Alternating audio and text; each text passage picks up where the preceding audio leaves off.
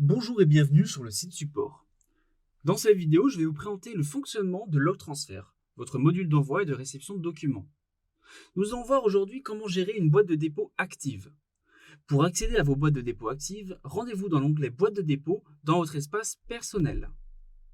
Pour pouvoir suivre et avoir la main sur une boîte de dépôt, il suffit de le sélectionner et de se référer au volet d'informations à droite. On pourra notamment accéder aux informations suivantes: le nombre de fichiers contenus dans la boîte de dépôt, le type de boîte de dépôt, si les documents déposés sont cloisonnés ou non, le créateur, la date de création, la date d'expiration, donc finalement la date de clôture, la description de la boîte de dépôt, donc visible par le destinataire. Là en l'occurrence il n'y a pas de description, sinon elle s'afficherait juste ici.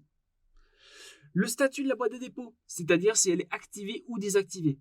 Une boîte de dépôt désactivée n'est plus accessible au destinataire. Vous pouvez évidemment le activer ou le désactiver en cochant l'option. C'est pareil pour ces trois options. Vous avez la surveillance des téléchargements. Ça permet de notifier par email lors du téléchargement des documents par un destinataire. La surveillance des dépôts de fichiers, ça fonctionne de la même manière. Donc c'est-à-dire que vous allez être notifié par email lors du dépôt de documents par un destinataire. Vous avez ensuite la liste des destinataires que vous pouvez modifier à tout instant, donc rajouter finalement un destinataire. Ce destinataire apparaîtra dans la liste des destinataires et en le sélectionnant, vous avez la possibilité soit de renvoyer un mail pour accéder à la boîte de dépôt, soit de le retirer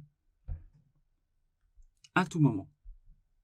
Vous avez aussi la possibilité de télécharger un procès verbal.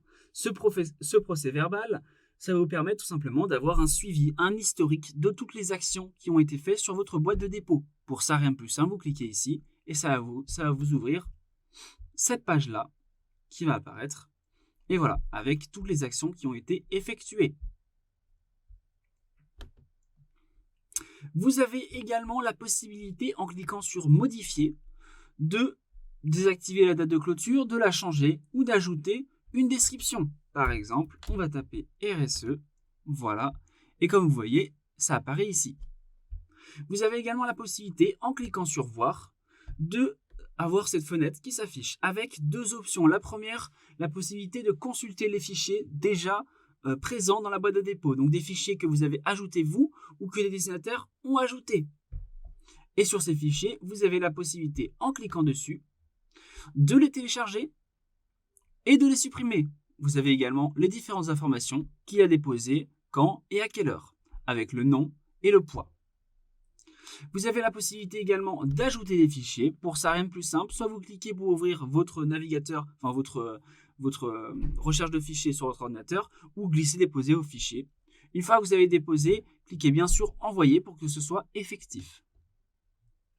Vous avez également la possibilité de supprimer une boîte de dépôt. Pour ça, rien de plus simple, vous allez cliquer sur supprimer.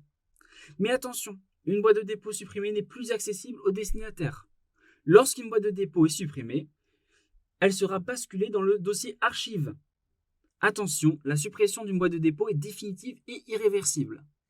Dans le dossier archive, vous aurez toujours accès au procès verbal, mais vous n'aurez plus accès aux documents.